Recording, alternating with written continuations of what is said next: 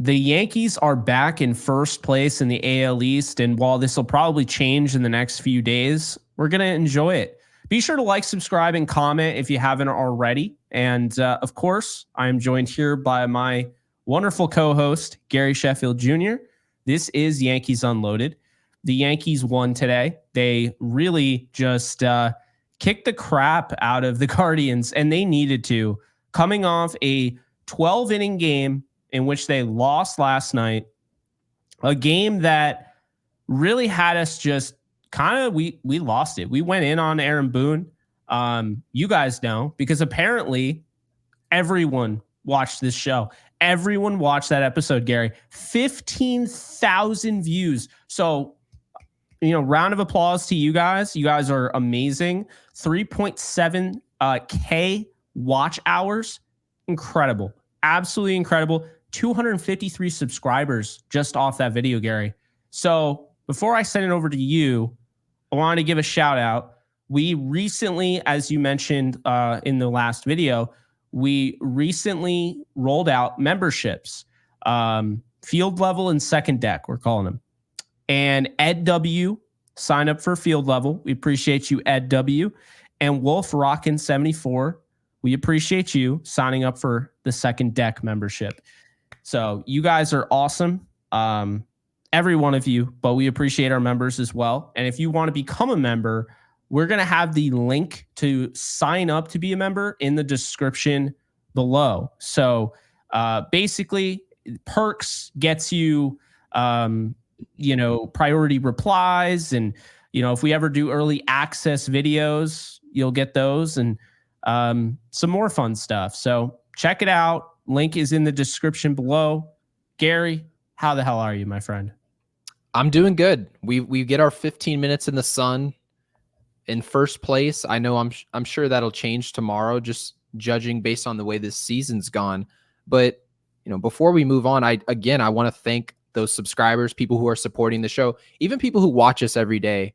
I mean, we're really surprised. Obviously, we're not surprised, but we're just happy about the turnout because this is quick. I mean, we're talking about we've only been open for business for a few months, and this show's been great. I mean, Jake, you've been incredible, but this Yankees team, I mean, this has been the biggest roller coaster of my life. It just so happens the 1 year we decide to start a podcast, the Yankees can't seem to build a lineup correctly. They can't hold a division lead, right? We can't close a game, but today was just everything went right. Nestor Cortes was phenomenal. This dude, you're actually going to be kind of diving deeper into the numbers, and we'll talk about that. But Nestor was incredible for a second start in a row. We had to have it, right? Luis Gil goes down, and I've kind of talked about this, but I wanted to bring it home on this show. I think Luis Gil, it's never good for a player to get hurt, but when a guy goes down where all the question marks are whether or not he can sustain physically through the long season, well, he's going on the IL for 15 days now with a lower back strain. What better way is there to get fresh than to be off the field for 15 days? I think this could be somewhat of a blessing in disguise for the Yankees, because if we're being honest with ourselves, if Luis Gil just kind of powered through those next 15 days, made his next 3 starts, what version of Luis Gil were we really getting? We need him to be right in October, whether we're a wild card team or a division winner. He's got to be right if we want any chance. So I didn't think that was the end of the world. We're getting Will Warren. Schmidt, I know, is returning. He's at 50 pitches built up. Amazing news. Because actually, this last episode, we mentioned we don't think Schmidt's anywhere close. And then it just so happened the next day they gave us an update there. So that was nice to hear. But the story today, Aaron Judge, Juan Soto, mainly Aaron Judge. It's insane that teams pitch to this guy. It really is. Because just because Aaron Judge got here when he was 25 and he got here late, right? He was considered injury prone in his career. He's missed a lot of games, but he's kind of turned the tide. He hasn't been considered one of the game's most prolific hitters in terms of career accolades. He's seen as a player who's this special talent when healthy. Aaron Judge, when it's all said and done in 10 years, we're going to be looking at him as one of the best right-handed hitters, if not one of the best hitters of all time. We're talking about in the top 5 conversation ever. That's how good this player is. If it wasn't for Bobby Witt Jr., we'd be talking about a Triple Crown winner. Remember, all as highly regarded as Miguel Cabrera was in all those years playing for Detroit, right? We looked at him as the best hitter in Major League Baseball, no questions asked. Aaron Judge is in that conversation. And now Juan Soto, we actually have something behind Aaron Judge or in front of him, per se, in this lineup. It's incredible. It's incredible for our show to be able to cover these guys. And I'll tell you this, Jake, I might have a brain aneurysm if this guy's not back in pinstripes in Juan Soto, because we need more of this duo. Obviously, we need much more. Obviously, in the offseason, we can get some bullpen help, some starters. But those two guys, they make this podcasting fun. They do, and really well said there. I think, you know, we'll hit on Soto and Judge, and then I want to go back to Cortez. Aaron Judge, if he didn't have maybe the worst month of his career in April, he's running away with the Triple Crown right now. I mean, think about this. If you take April out, right, he's hitting almost 380 with an OPS of 1,300. Like, seems good. It's a little good. That's what they tell me. He's had 41 home runs in the last 96 games or whatever that is. It's crazy. Okay. He's played, but now Juan Soto, who kind of hung around that same, 20 home runs, 25, like he's somebody, like when he gets hot, he just hits like 8 or 9 of them in like a row almost. And I mean, he's electric, but the fact is that this is, and Gary, there's probably some argument out there. Somebody has done the research because they're watching this, so they have the opportunity to go and do the research. There's probably somebody out there I'm not thinking of that is a better duo than Aaron Judge and Juan Soto in sports, but I can't think of them. I mean, I think of Leon Draisaitl and Connor McDavid with the Edmonton Oilers. I think, Draisaitl won the MVP, or they call it the Hart Trophy, I think. He won it one year. Connor McDavid is by far the closest thing that we've seen since, Wayne Gretzky. I still don't think that's a better duo. Then you have LeBron James and Anthony Davis. LeBron's older. As great as LeBron is, Aaron Judge and Juan Soto are better. I think when we talked about this off air, we really, it came down to the fact it was Tom Brady and Randy Moss, because that was like a video game. I mean, Randy Moss he had touchdowns in the 20s that year as a receiver. But they didn't have him for long. I mean, we have to remember that Randy Moss wasn't around in New England for very long. Aaron Judge and Juan Soto are in their prime. If we get Juan Soto on an extension, which I think everybody expects it to get done, I know people think Hal's cheap and he's only worrying about chicken buckets. Well, explain to me how getting rid of Juan Soto helps you sell chicken at Yankee Stadium. It doesn't. It doesn't help you. So we've talked about this before. I know you've mentioned this. The Yankees tend to get their guy. They might not be overly aggressive on the trade market. They hardly ever are. They might not always get their free agent, but when it's their guy, somebody who's already in their locker room, they very rarely fail. And the last time they failed, it was probably Robinson Cano, who was on the wrong half of 30, right? So it made a lot of sense for the Yankees not to extend past $200 million. I thought in general, it made sense for the Yankees to put their feet in the sand contractually on that deal, and it lost them to the Mariners. But having said that, there is no positive side to losing Juan Soto, and I think Hal Steinbrenner knows this. You're talking about age 31 through 36 is going to be played for Aaron Judge's prime, and he's going to be alongside age 26 through 30 Juan Soto. I mean, that's a layup for the Yankees. It really is, and it doesn't take a wizard. And I'm sure a lot of our listeners don't think very highly of Hal. They don't think very highly of Brian Cashman. I mean, everyone's entitled to their own opinion, but it doesn't take a wizard. It doesn't take a smart baseball mind to realize these guys deserve an open checkbook, and they're good for business, so we should feel confident they'll be Yankees. No, I absolutely agree. And it's something that I've been saying a lot about Hal. Like, say what you will, and I know it was very close to, Aaron Judge being a giant, but he did get it done. When push came to shove, he did get it done. And I said it, a while back, I don't feel like they've missed on anybody. Like, Robinson Cano, I think the Yankees, to your point, were just kind of like, if we bring him back, he's Robbie Cano. Like, we'll be happy about it. But if we lose him, he's not like losing a Derek Jeter. He's not like losing, a Aaron Judge. He's not like losing, Babe Ruth, Lou Gehrig. I mean, he's a very, very good player in that moment. But I never looked at Robinson Cano like that's the best player in the league. And Juan Soto is not the best player in the league because his teammate is the best player in the league.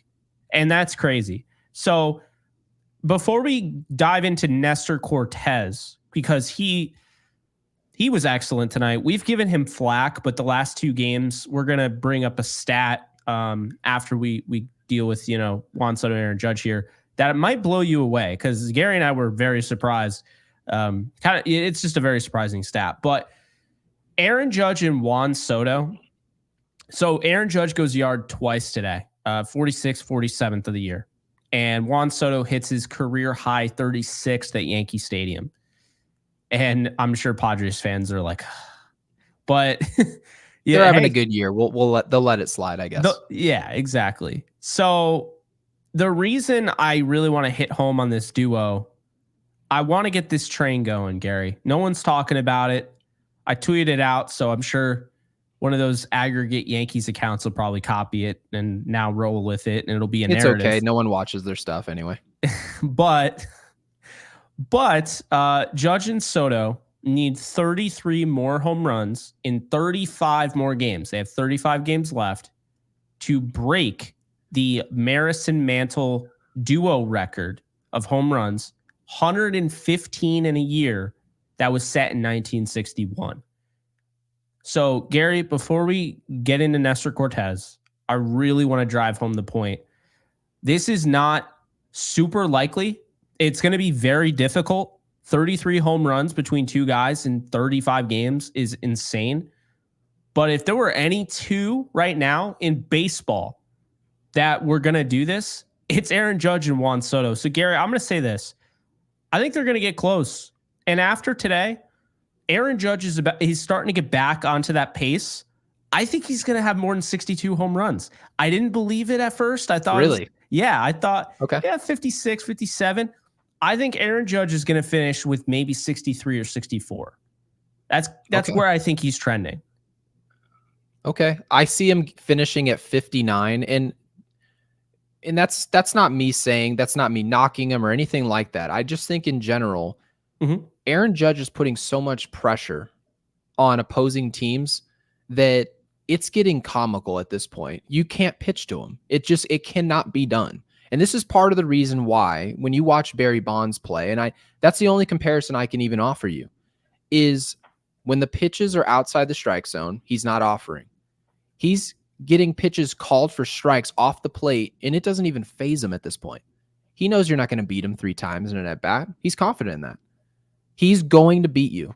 So I just think what will help him, and this is kind of helping your point that this group has a chance to break this record. I don't think it's likely. It's a ridiculous number to hit that many home runs in this short of a span. I mean, it's a lot to ask. It's a tall task.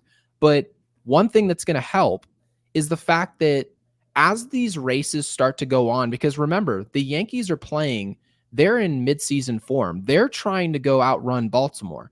That's going to help Aaron Judge stay locked in on these games. But here's another thing that's going to help. There are a lot of teams. We have the weakest schedule in Major League Baseball the rest of the way. A lot of these teams, they're not going to be in any race anymore. It actually will benefit them in terms of draft compensation to lose some of these games. So I think you can actually have a situation where some of these teams are like, we're not going to purposely give up home runs to Aaron Judge. Nobody's trying to do that. But maybe some of these teams who are sitting 13 games back of a wild card, they won't really care if Aaron Judge is getting an opportunity to hit against their pitchers. I think that's a possibility. And at the very least, it opens up the door for Aaron Judge to kind of carry this to the record. No, I 100% agree with that point. I think Juan Soto is the tough one here because I just mentioned Juan Soto seems to just rip off home runs. Like he'll hit 8 or 9 in, a given 2-week span. And then he kind of goes cold a little bit, but as far as home run hitting, let's be honest here. But I think with Juan Soto, I think he's definitely trying to hit home runs now. Can't you see it? Like, yeah, okay. His swing is still level and everything, but it's just his approach. I think he's been way more aggressive at the plate, really kind of swinging for the fences.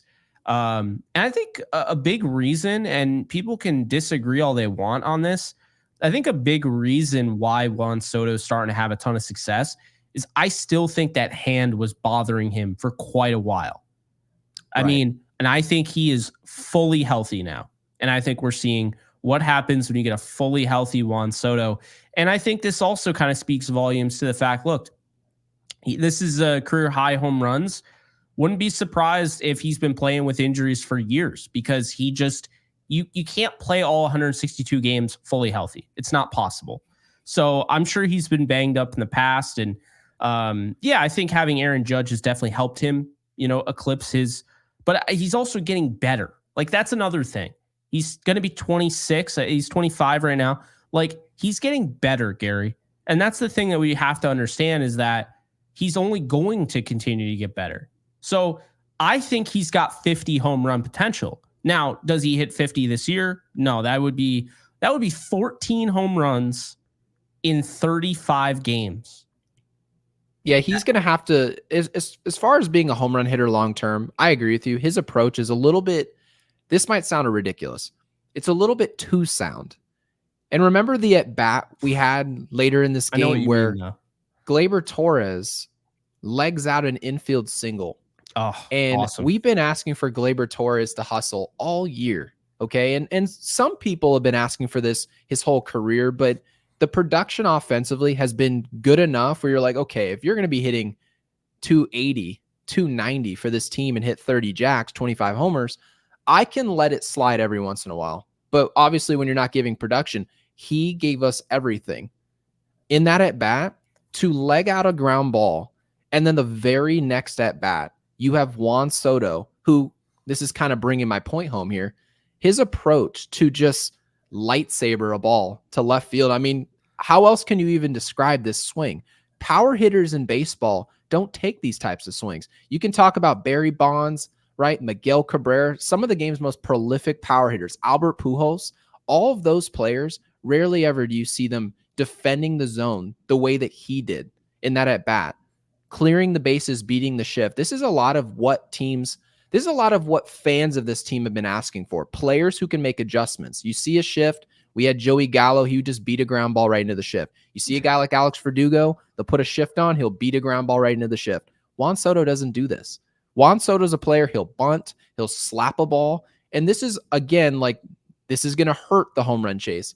The fact that he's willing to do that isn't going to help us put balls in the air and eventually get him in the seats. I mean, he's a special player, and he's so different than Aaron Judge. He's nothing like him.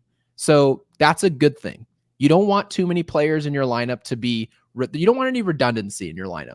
And I think these two players complement each other perfectly. I consider Juan Soto to be a contact hitter. As much as people look at him as a power bat, he's going to hit 45 homers. That's amazing. But I look at him as a pure hitter. Aaron Judge is a guy who's, every time he swings the bat, you're expecting it to go in the seats. So I think these two players complement each other really well. But to break that record, which we were talking about, this is all going to be Aaron Judge. He needs to hit 18 to 19 homers and kind of carry the load there. Juan Soto is going to hit 325 the rest of the way. And he might hit 10. He might even hit 8. That's just the type of guy he is. Yeah, no. I think if Juan Soto hits 10, it's chalked. They have no chance. Yeah. But if Juan Soto continues this in some capacity and say he hits, I don't know, 15, and then Judge would have to hit 20. So Judge, if he hit 20, would be at 67 home runs. Oh, that's ridiculous. I mean, if he does 67, if they're still pitching to him, then I mean, there should be a protest at the field. What are people doing?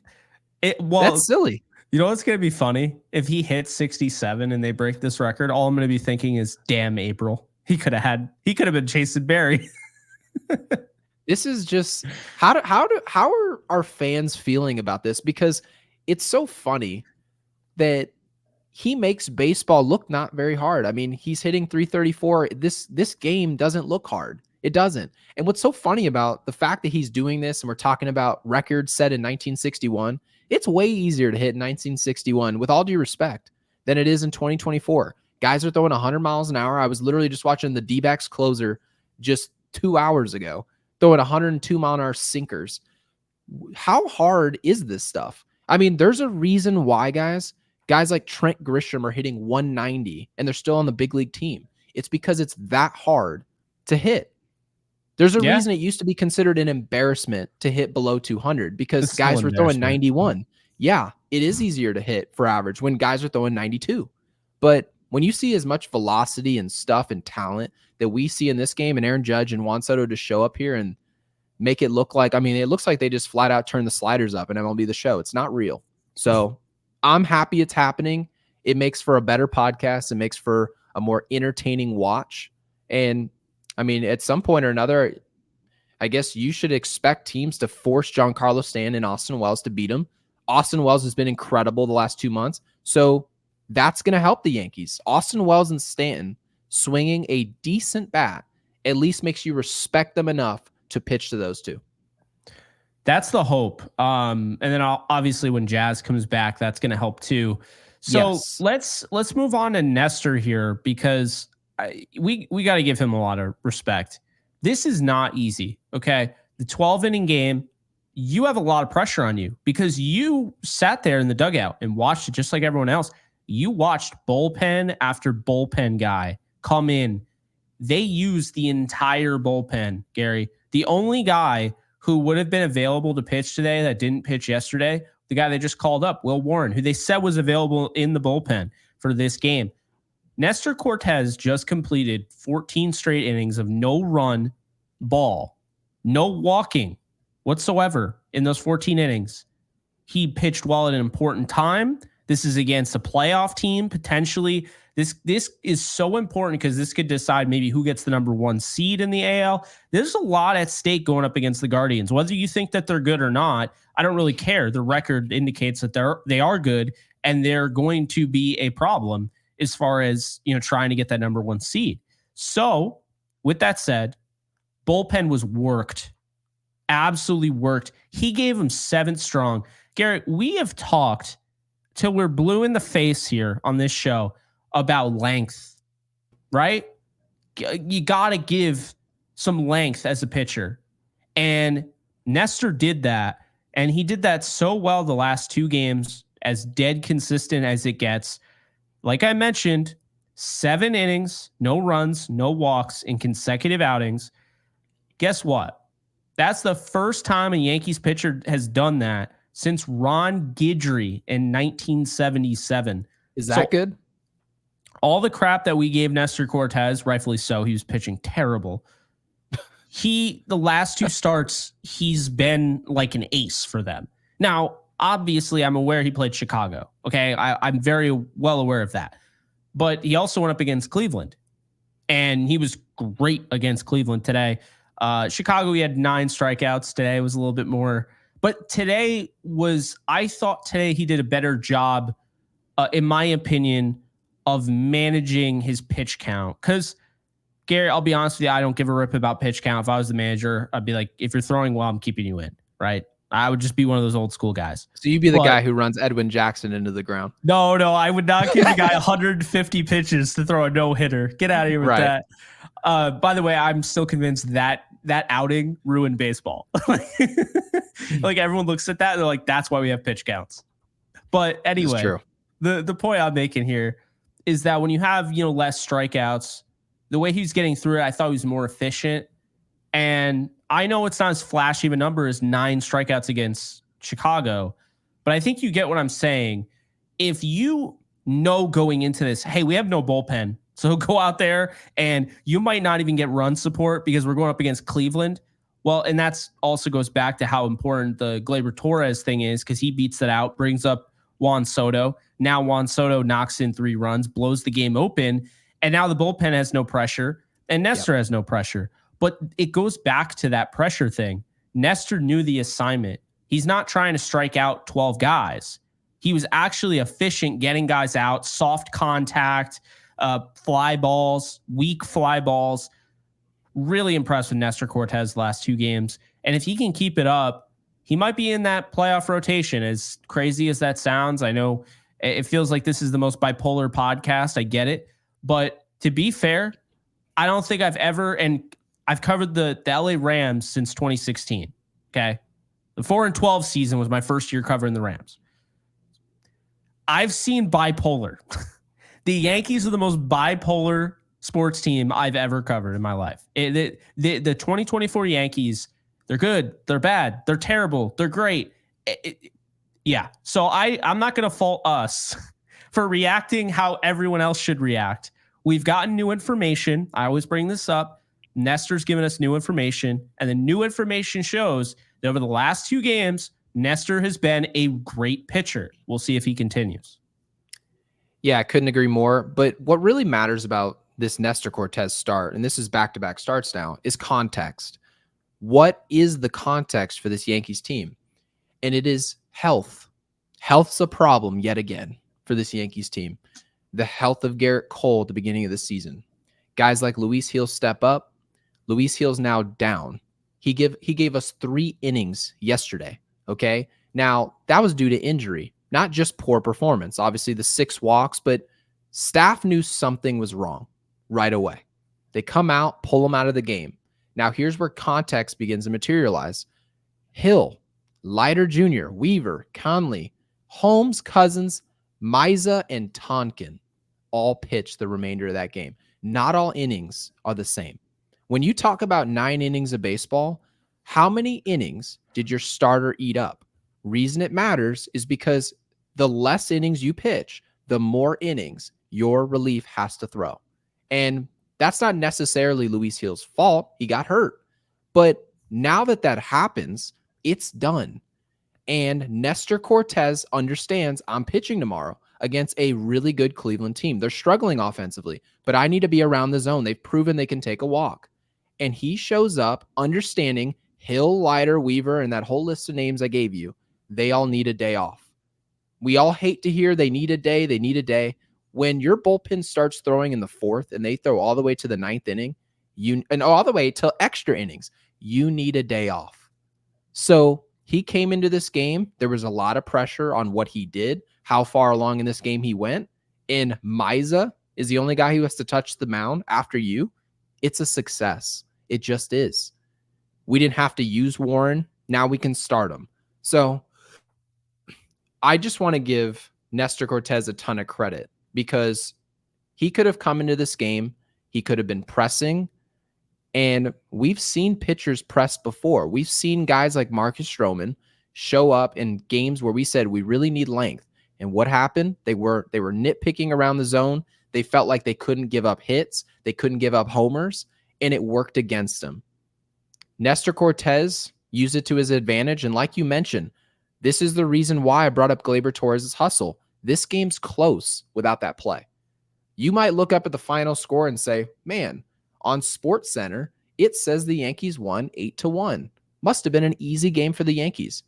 Yeah, it's easy when your role players are doing a job. When they move it to the game's second best hitter, it makes it a lot easier when you do what we're asking, which is hustle down the first base line. You beat out a ground ball, and then long story short, we hit a bases clearing double, and now Nestor Cortes, who's already in the process of delivering, it's done. Now it's mission accomplished, and we head into tomorrow's game with a bullpen worth a toot. So that's how you go on winning streaks. When people want to talk about this reliever is blowing games, he can't close, we're not scoring. If you really want to talk about why teams go on win streaks and why they don't, it's whether or not certain players, there's going to be some random player on your team, and that random player is Nestor Cortes, who delivered when there was pressure. And I know it sounds ridiculous. Mid-August, where's the pressure, right? That game had pressure on it. I promise you. Absolutely. So I'm super happy that happened. Didn't expect it to happen, but that's why we do this. These games have to all be played. It's not played on paper. If you told me mid-August, Nestor Cortes is going to be starting a game against the Guardians, I would have told you, man, Jose Ramirez, that pickup in Lane Thomas for this team. Really good pickup. Stephen Kwan. I don't necessarily feel confident about this start. I would have told you that 3 weeks ago. I can be honest with you. But he came in here and delivered. And it's going to set us up with an opportunity to use our bullpen to our advantage. Now, will Clay Holmes be ready, right? Will Conley be ready? At the very least, you can admit they have the best opportunity to succeed because of what Nestor did today. I 1,000% agree with that. And, I think for anybody saying this game doesn't matter, well, it's one of the 162 you got to win. And furthermore, this is a team that's getting close, and we've seen in the comments section, so appreciate you guys pointing this out. This is a team that's getting close to being 500 at home. You need to win at home. There's no excuse. And in addition to that, they're up 3-2 now in the series. Did you realize that? I didn't realize it. I didn't think about it, in large part because I remember a couple weeks back, we had that ridiculous series nobody expected where we just handed it to Baltimore, right?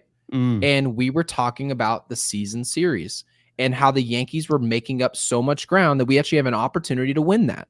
Well, I didn't think about Cleveland. And to be honest with you, if you told me Cleveland would be in this position, I didn't have Cleveland on my radar. I thought they could be a wild card team, be a tough out because they have pitching, right? We thought Clase was going to be available. There's a video for you new viewers out there. We did a video on trading for Emmanuel Clase early on in the season. What a waste of time that was. Waste of breath. I know. I would never trade him in a million years if I was Cleveland. That would be so stupid. So yeah, tomorrow. So Garrett, I don't know. Do you know anything about? So if these two tie, right? Then obviously the tiebreaker would be head to head. But Cleveland, if they win tomorrow, this is a 3-3 series, and that's the end of the year. I think it would be run differential, if I'm not mistaken. Okay, that makes sense. I could be wrong, but I would have that. Makes sense. Yeah. So could I not make the argument then this game was not only important, it was a must-have because it secures a tie, which then if the tiebreakers run differential, the Yankees are going to beat anybody with that. That's right. So to be fair, I'm totally guessing on run differential, but I feel like it makes sense. It could be strength of schedule. I have no idea. But, I mean, beating a team that thinks, because remember, just 3 days ago, I said this Cleveland team, they're sliding, but they've got to be one of the teams that thinks they can go win the World Series. Coming in and beating them 8-1 at home, I mean, that has to give you confidence going into October. We go see Cleveland again. It should make you feel good that we went and did something like this in mid-August when Cleveland's clearly trying to go finish off this division. So I just thought in general, this was a message sent, and role players actually played their roles. Role players were starting in positions they should be starting in. These last few days, we talked about Austin Wells. Austin Wells found himself outside the lineup 3 of the last 4 days inexplicably. It was ridiculous. He was in there today. He was pretty much dominated by the starter, but he eventually got him. He got a knock, right? Anthony Volpe got himself a hit. So Verdugo didn't. I mean, not much of a surprise there. But in general, we felt like this was a better effort in terms of the lineup. And it's no surprise that you actually got production out of those guys. And mainly we got effort, which you can't say we expected. We can never tell you guys we expect effort from this group because, frankly, we can turn the game on tomorrow and we might not get it. So what we do on this show is rather than make predictions about how hard guys will work, we'll just talk about what's already been done. And tonight was just a job well done from everybody. The whole group was good. And we just kind of hope that that continues because I don't know how much more I can take of being a half game up of Baltimore and then a half game down. I just don't know if I can do it, Jake. It's like a dial. It just keeps moving back and forth. It's like, can you stop touching that thing? Like, really? I have bad news. What's that? I just looked up the tiebreaker. This is not good. So it's divisional. So after the record, the head-to-head, if that's a tie, it would move to divisional. The Yankees are 22-23 against their division, and Cleveland is 21-17 against the Central. So we have to win tomorrow. I mean, I would agree. The Yankees still have games against the AL East, right? It's not over. Right. But so do the Guardians.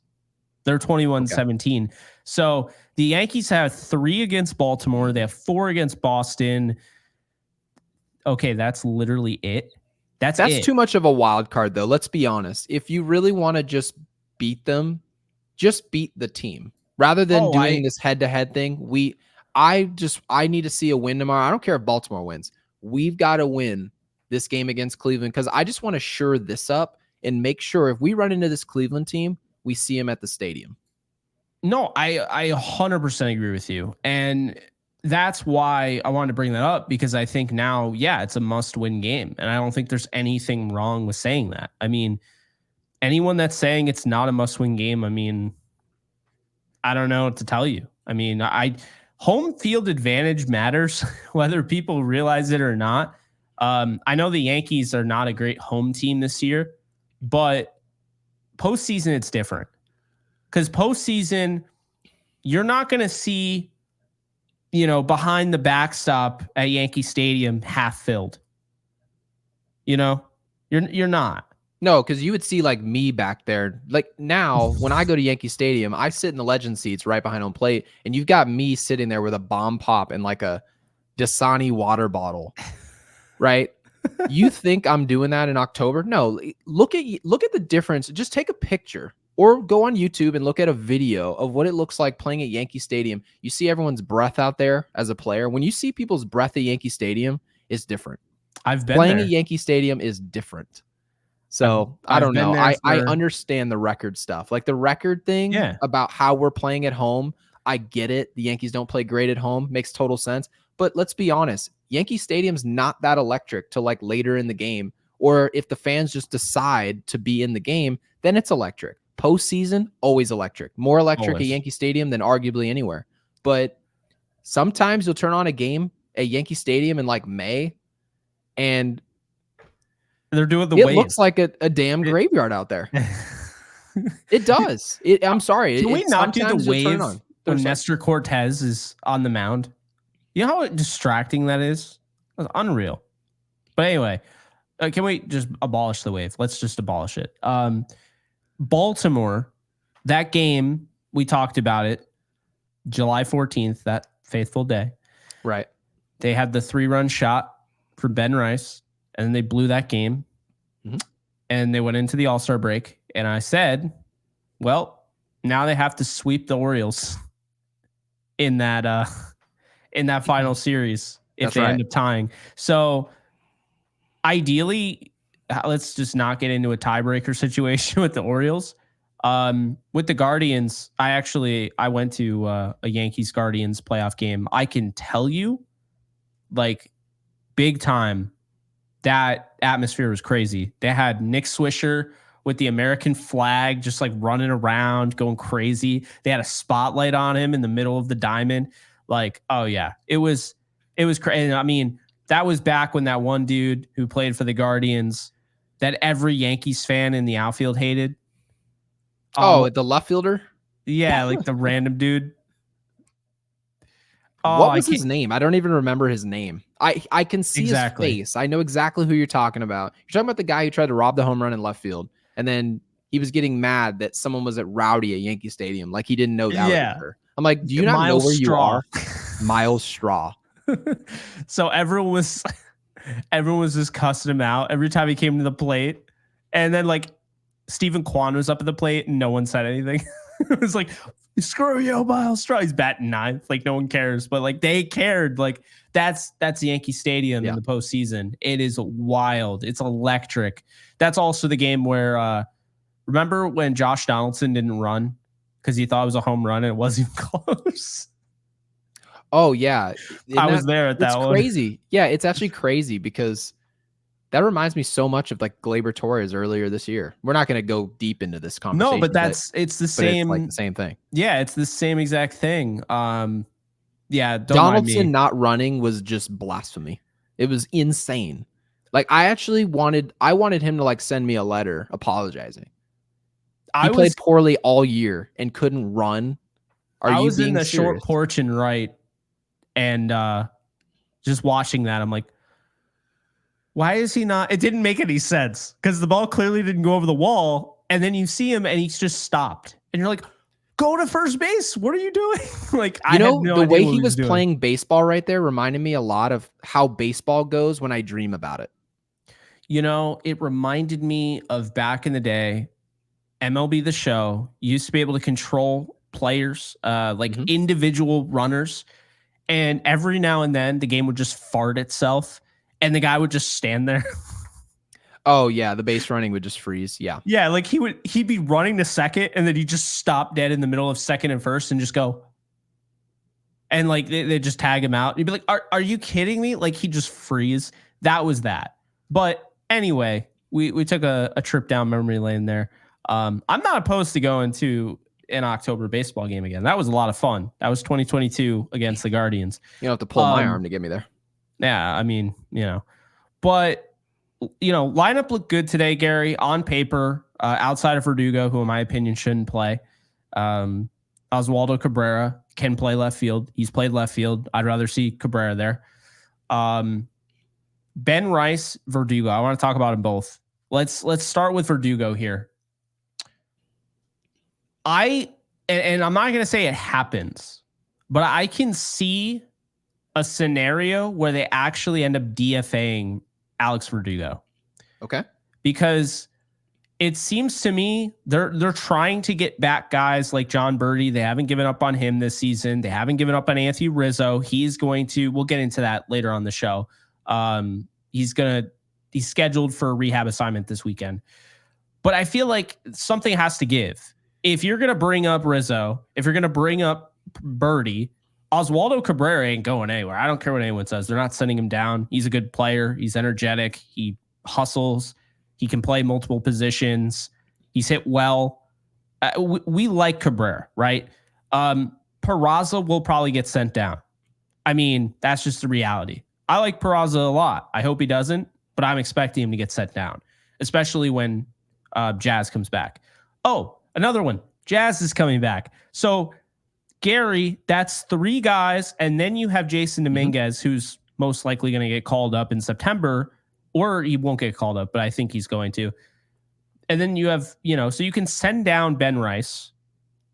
Okay. You can send down Ben Rice and Peraza, but you got 4 spots for just hitters. We're not even talking about the bullpen guys and starters and all that. The Yankees have a lot of mixing and matching that they're going to have to do here. I don't think Verdugo. I mean, I wouldn't be surprised they keep him around. But guys like Verdugo and DJ, I mean, I'm not going to hit at all. It's just not going to fly. I mean, DJ LeMahieu is not a good defensive first baseman. I need everyone to understand that. If you didn't see our last episode, Gary and I really hit that on the head. I mean, good defensive third base, second base, but first base, he's not good. He's not good. And he's not hitting well. So they're only using him at first now. So it's just a mess. And Verdugo has regressed as a defensive outfielder this year, at the second half of this year. And he's now hitting 229, Gary. 229. So I just think they're running out of, spots. And I mean, we could get into, I do believe the roster needs to be expanded. I think 25 players or 26 players is just honestly, it's prehistoric. It's back when bullpen used to be like 4 or 5 guys and they just kept it that way forever. I think it should be like a 40-man roster, if I'm being honest. But regardless, Verdugo isn't one of the best 26 guys on this team. Yeah, I mean, I don't think many people would argue with you. And let's be clear, Verdugo, he probably hasn't earned a roster spot in the postseason. He probably hasn't earned much of a roster spot in the regular season. We're talking about a player, and this is statistics. This is not an opinion. He has hit 0 home runs in his last 30 games played. Okay. And the stretch goes further than that. That's just as far as my graph tells me. July 6th. So July 6th is the last time he hit a homer. Okay. We're talking about a player, and mind you, home runs is not the only thing you can do in baseball. You can still get a hit. You can still run the bases hard.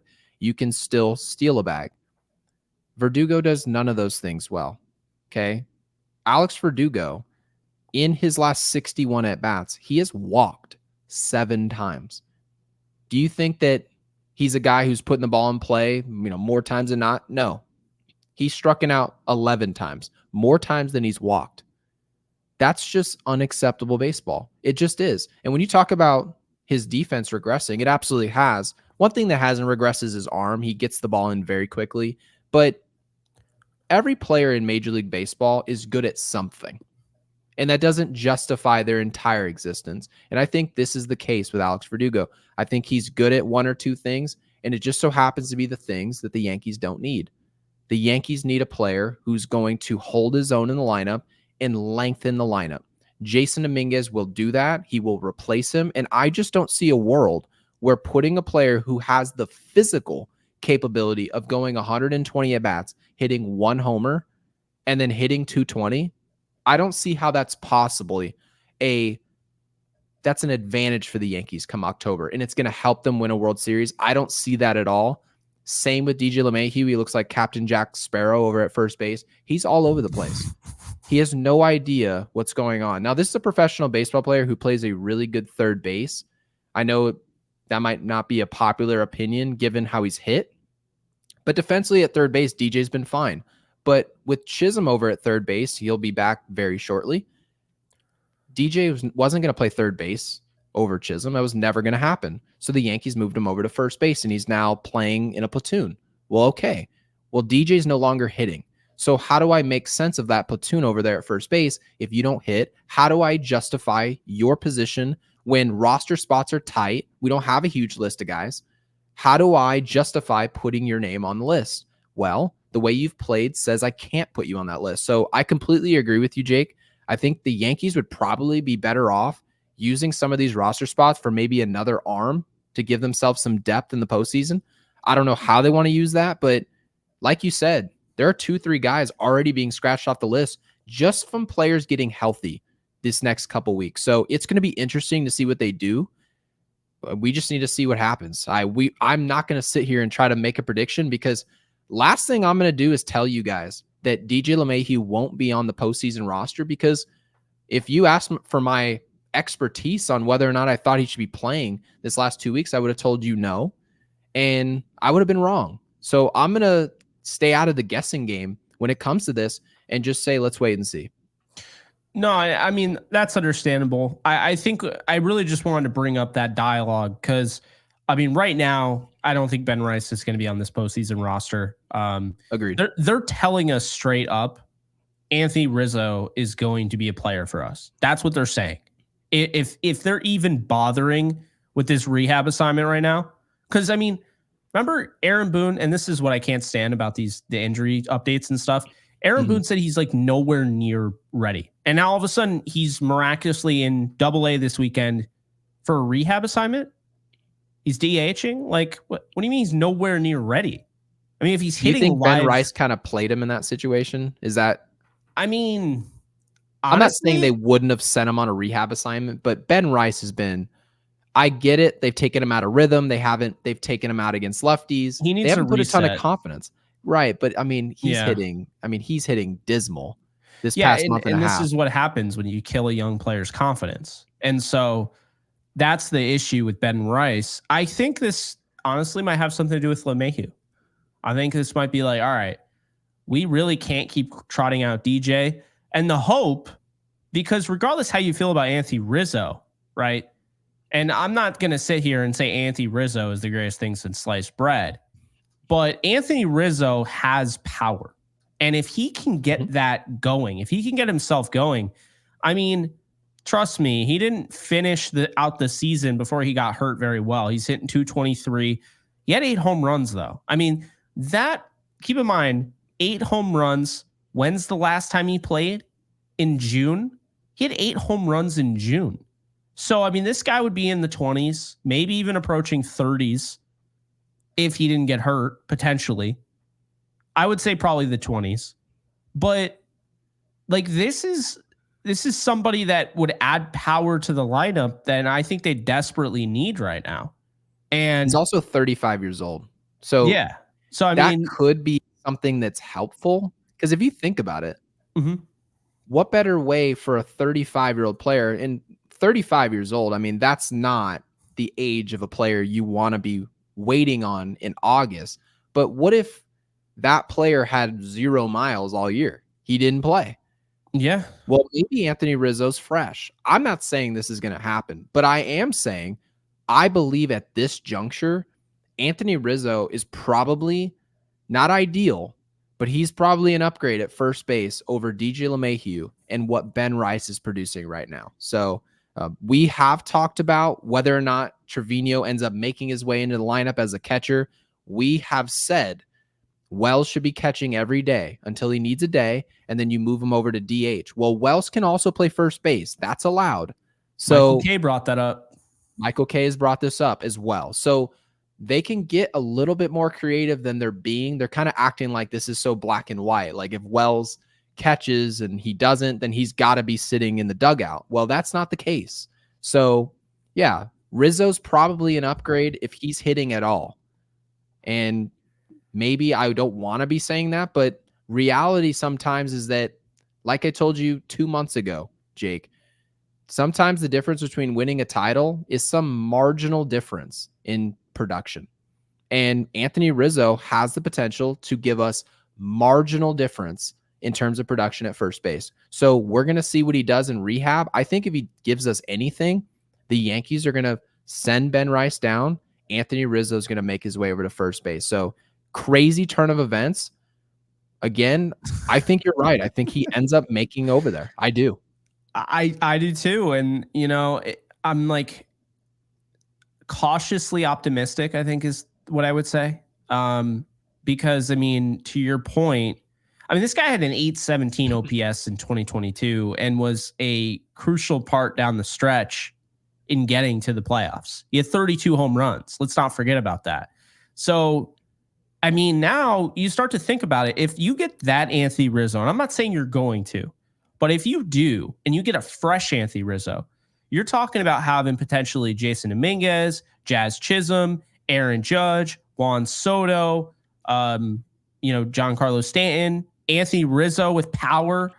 And that somehow that just became a little exciting. Now, Ben Rice is the better defensive first baseman, no doubt about it. So it doesn't go without saying you can't be excited. You can't be like, oh, yeah, bring him in.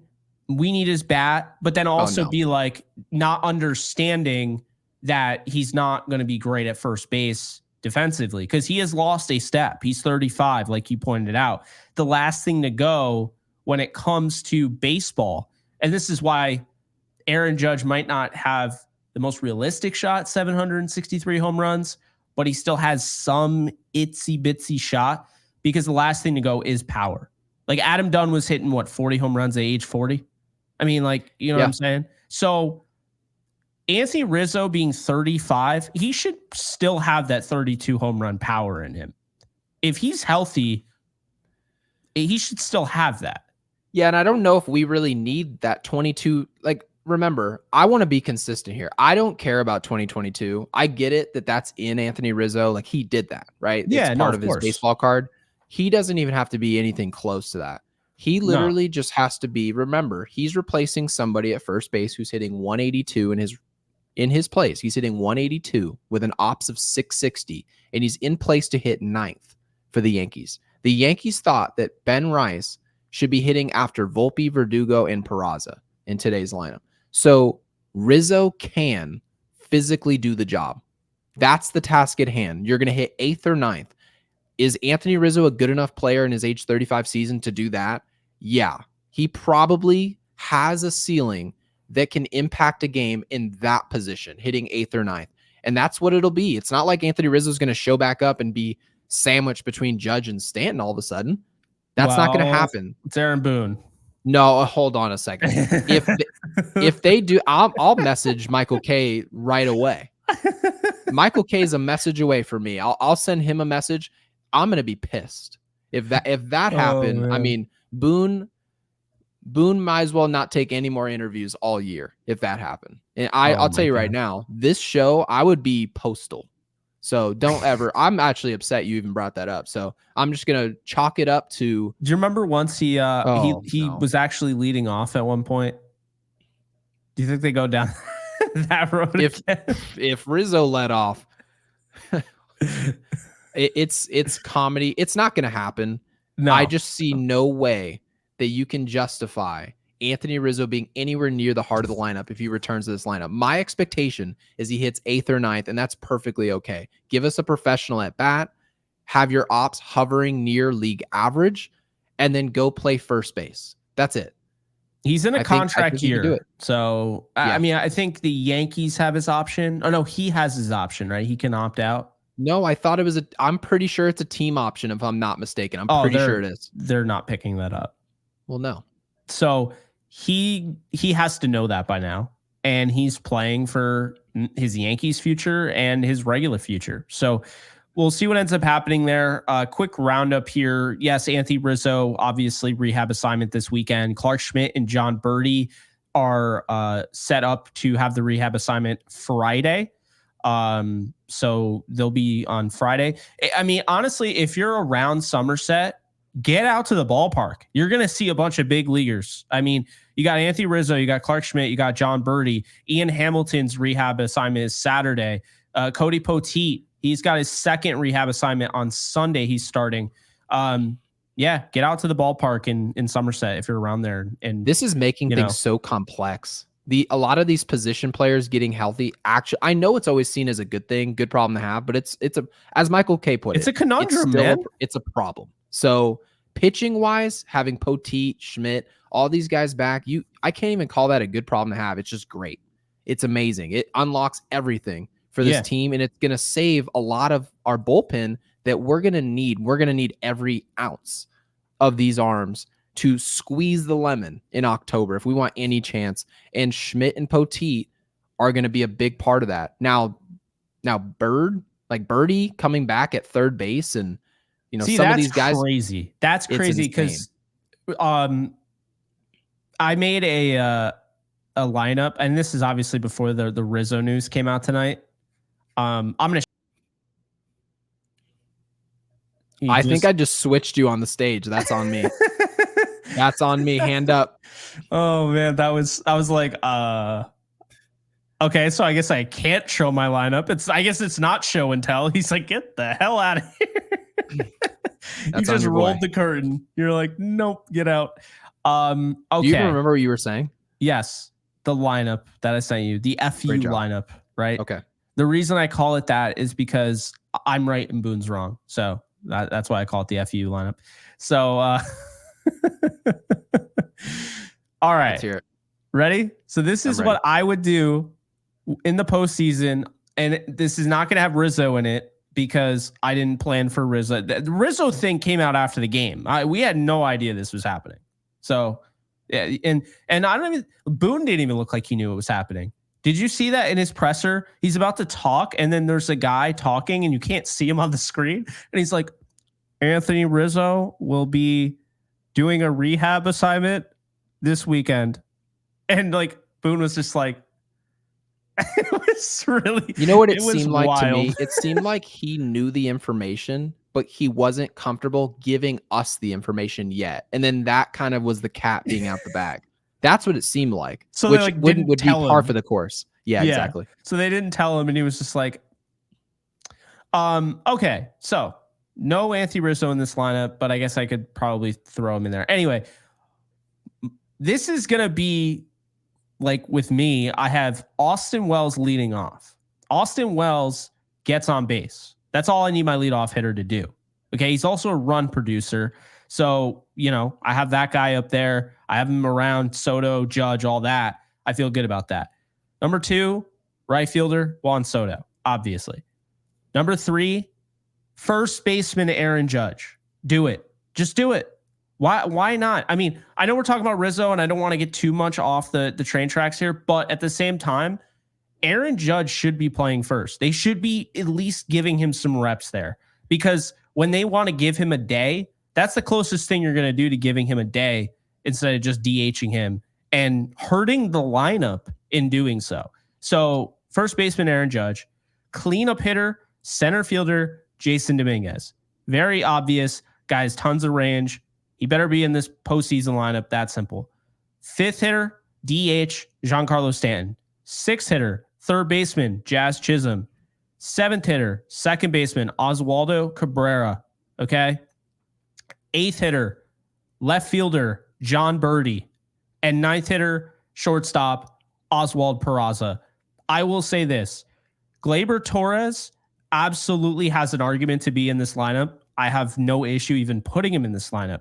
Okay. This is just more so what I would want to see this. I would really want to see this lineup. I think you're getting athleticism out the wazoo, if I'm being honest with you. I mean, obviously Stanton's not very athletic, but I don't even want to say that. He can't run because he's going to get hurt. We already talked about that. And Judge isn't, going to be the Flash anytime soon. And Juan Soto, he hustles, but he's not like Jazz Chisholm level athleticism. But Austin Wells can score from first. Jason Dominguez is very athletic. Jazz is very athletic. Oswaldo is very athletic. John Birdie's athletic, and Oswald Peraza is very athletic. So I like the idea of just going, especially when games are won and lost by 1 run or 2 runs. I think having that athleticism would really help the team. Now, you can also mix and match. Like, obviously, you're taking a hit with athleticism, but you could have Gleyber at second and Oswaldo Cabrera in left field. You could absolutely do that. Now, if you put Rizzo in at first, obviously he wouldn't be at third. He wouldn't be the third hitter. You'd probably have Judge in center, Jason Dominguez in left. Mm-hmm. But that's how I feel about that lineup. I mean, I understand people are going to have an issue with it. A lot of people are very against Judge playing first. But yeah, that's going to be their biggest problem. You have to understand, we've talked about it multiple times. Bryce Harper's playing first. Okay? This is how you preserve. Aaron Judge's most important asset is his bat. No doubt about it. This is how you preserve him. Yeah, I don't hate the idea of prioritizing Aaron Judge's health. Now, obviously, it's best for Aaron Judge to be in center field in terms of production because in a short window, I think we can all agree, Aaron Judge is best suited in center field. But you're prioritizing in this lineup health and offense at the same time. Those are the two most important things. And it seems like the Yankees don't necessarily, as weird as this is, they build lineups without those two priorities in mind. And it's weird. It's strange. It seems like they put a huge emphasis on defense, which obviously Aaron Boone commented on when it came to Anthony Volpe. He made the comment that defensively he's such a stud, we can't take him out. We feel like, yes, he's average or below average offensively, but his glove is so good that we're going to put him in. You mentioned you don't have a problem with that. I don't really either. I think the time to send Volpe down or whatever and take him out of the lineup was maybe 2 months ago. You get it figured out. But by now in August, no, Anthony Volpe is probably going to play. So I probably assume I throw Anthony Volpe in the 9 spot. That's probably what I do. Mind that. Right. Like, that's what I do. Yeah. And I'm a full believer in that Anthony Volpe can be a good player in this league. And I think he's a good enough shortstop. He's a really good shortstop. I put him there. So, but as far as the rest of this lineup goes, like I told you via text, I switch Austin Wells and Jason Dominguez. I think what Jason Dominguez provides athletically at the leadoff spot, he's not a guy who's going to go steal 48 bases. I don't need that. I need a dude who, if you're going to pitch to him, he can put a ball in the seats. He's a run producer still in his own right. But if he's at first base, he's already a threat to score. That's what I want. I want a guy where if Juan Soto puts a ball in the gap, we talk about it all the time, he's scoring. He is scoring. He knows how to run the bases. It's a strong suit. So I think Jason Dominguez would fit like a glove at the leadoff spot. It would put a lot of confidence in him. And I want to see that in early September. That's what I want to see. And I'm assuming we'll see him in the 5 spot, but hopefully he goes up to leadoff. And Austin Wells has shown he can handle hitting when Aaron Judge is pitched around. I put him in the 4 spot. And I think once a player proves to us he's a run producer and he doesn't mind being picked on in the lineup, he doesn't take it personal. He sees it as an opportunity and it's something he's done well. I'm comfortable with Austin Wells every day in my 4 spot. The rest of the lineup, I'm perfectly okay with. Giancarlo Stanton had a huge first half. Obviously, he got hurt, but I expect him to be productive. The rest of the way, I just do. There won't be a ton of pressure on him given the rest of this lineup. And Jazz Chisholm speaks for himself. He's returning to this lineup. Amazing news. Oswaldo Cabrera, we can't forget what he's done for this team. We can't forget what he's done. He's been incredibly streaky. And we've mentioned on this show how DJ LeMahieu's presence has impacted his season. I'm not going to blame it all on DJ. You still have to go out there and perform, but keeping guys ready to play as a manager is still a big part of this job. And I didn't think Aaron Boone necessarily did a really good job of keeping Cabrera in the mix. And his play, in my opinion, suffered because of it. So now that he's kind of gotten back on the horse, I really like putting him over there at second base. I really like that athletically. He's another dude who can drop down a bunt and do something, some type of dirty work to help this team. And John Birdie, people forget what he was doing at third base. He showed up for the Yankees ice cold. He was doing nothing. And then suddenly he turned into the John Birdie, exactly what we described. A player's going to hit for average. He's not going to steal a ton of bases, right? Obviously, he dealt with lower extremity injuries, but he's a guy you can rely on to get a hit. Remember, this is why in left field we have Alex Verdugo out there. He was supposed to be filling the role that John Birdie was executing well. And so that's why I think I totally agree with John Birdie in left field. I'm totally okay with it. And like you mentioned, Jason Dominguez, if you want to put him out in left field and throw Judge in center, well, I guess we're in a situation you can argue, yeah, you would like your left fielder to be better given all the space that's in left field at Yankee Stadium. So I love this lineup. And then Peraza, shortstop. I mean, like I told you before, Volpe. So yeah, I love this. Is it going to happen? Probably not. No, but I imagine we'll get a taste of it somewhere, right? They'll accidentally deploy this lineup at some point in September, and maybe it'll pay off and stick. Who knows? Yeah, and also understand this, chat. I'm not hating on Anthony Volpe. I think Oswald Peraza is the better offensive player. Like right now, I feel like I would trust Oswald Peraza more. Also, say what you will about Peraza, he hit well in the playoffs. He wasn't utilized a ton, but he's actually had playoff experience. Volpe is not. So that's something that factored into it. Cabrera had playoff experience. I think that stuff matters. So, okay, Jason Dominguez doesn't, and I'm sure somebody will bring that up because you can't just say this but not say this, and that's fine. And yes, Verdugo has playoff experience. I think the real argument here is that Glaber should probably be in this lineup based on the fact that he has really good postseason output. He will be in this lineup, 100%. Yeah. So this is more so me getting creative. That is a creative project, but it's also kind of thought-provoking as well, which is what we went over the entire lineup and we gave nuggets on it. So, I mean, if you want to take anything away, the Yankees are in really good shape if they call up Jason Dominguez. They get Anthony Rizzo back healthy and he's playing at a decent level. John Birdie comes back and he picks up where he left off, hitting around 270. They're in really good shape because now you have Verdugo off the bench. You know, we're asking for league average. If he's even on the roster. Again, I don't know if he will be. But the point is, this bench all of a sudden becomes kind of an asset. Because, I mean, you could have a Peraza on your bench. You could have a John Birdie. You could have, Rizzo and Torres. Torres will be in the lineup. But Cabrera, those are some pretty big names to just have chilling on your bench. So I guess that's really what I'm going after. And again, this is more offensive. I'm well aware Anthony Volpe's saving of runs at shortstop is probably the most important thing in a one-run game, which is playoffs. So especially I am when well Holmes aware is of closing. that. Let's be real. Well, yeah. But I was just having fun with this. So don't take it too seriously. I called it my FU lineup. I hope people weren't just jotting this thing down. It's not meant to be taken that seriously. It was more so I was having fun with it, thought-provoking. And people forget Birdie played in the outfield. Okay. So I wanted to also bring that up. That's why I had him in left field. But anyway, that's it on that.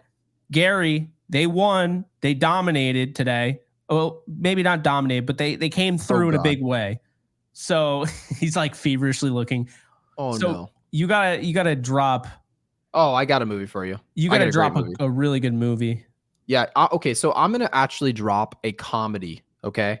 Okay. Because this game today was comedy. I mean, we were fantastic. Everyone was in a good mood. I'm going to go with a movie that just puts us all in a good mood. I mean, if it doesn't, you just have no expertise in movie watching. I'm going with Vince Vaughn in Dodgeball. I'm going that's great. Dodgeball. Great movie. And comedies need to make a return, right? The Yankees need to make a return to baseball glory. Dodgeball and comedies need to make a return in movies, in cinema. Hey, just follow where John Cena is, because his stuff is not missed. He's had some funny ones. Ricky Stenicki, have you seen that? No. Hilarious. Watch it. It's on Amazon Prime. Yep. Okay. Yeah, I need comedies. If anyone ever has a recommendation for comedies need to make their way back to movies. I'm tired of seeing all these Netflix series and movies about Dracula and all this stupid stuff with exorcisms. No, I need a real comedy with a stupid plot. Movies need to be stupid again with a dumb plot. Yeah. $50,000 reward for a dodgeball tournament. I need those type of movies. Yeah, Ricky Stenicki you're gonna love that movie. That movie is absolutely hilarious. Hilarious. I mean, it's fantastic. It's John Cena, Zac Efron, and that one dude, Andrew Santino. Oh, it's a great cast. Yeah, it just absolutely phenomenal cast. Hilarious movie. John Cena's got some range. I know everyone says he plays himself, but dude's hilarious. Get off his back. With that said, put in Dodgeball. Do not put in Ricky Stenicki. Put in Dodgeball. Check out Ricky Stenicki as well, but put in Dodgeball if you got to this point. We really appreciate you guys. The 15,000 views on our last episode did not go unnoticed. Clearly, we're now talking about it an hour later, but you really appreciate you. It's really, we started off a little slow. The YouTube algorithm has since changed a little bit, so it is pushing us out a little bit more, right? 15,000 views. But there was a time where we would put stuff out and be like, happy to get 500 views. And now you guys, I mean, if we had less than 1,000 on a video, I think we'd have a stroke. Yeah, it's kind of crazy how things change. You lose perspective pretty quickly.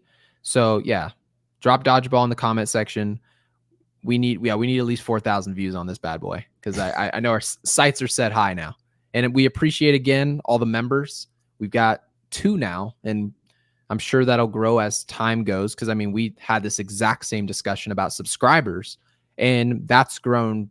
I mean, subscribers are popping out of the woodworks now. So it's been incredible turnout, and our watch time. I mean, I'm blown away that people are sticking around for, on average, over 30 minutes for our last episode. Just for people to actually take the time and be detailed about what they're listening to, rather than scrolling TikTok to see fast takes. Well, we spent a lot of time doing this, so we're obviously very thankful people do it. Yeah. And I mean, hey, we got a quality audience. We want to give them as quality of a show as they are as an audience. So I think that's really, and the camera and everything too, because we like, although this one's going to be in 480p. So that is true. We're trying to get it out because the game is going to be starting any minute now. So, oh my gosh, it's not an early game, is it? It's 1:05. I hate baseball. And Manfred. Yeah, well, I'm with you on that. So, yeah, we're gonna need your help. Watch this video, share it with everybody you love and know, even if they don't like the Yankees. Just share it with them. Spam them. No, I'm kidding. Put in Dodgeball in the comment section if you watched to this point or the point earlier, and we'll see you guys in the next episode. And like this video.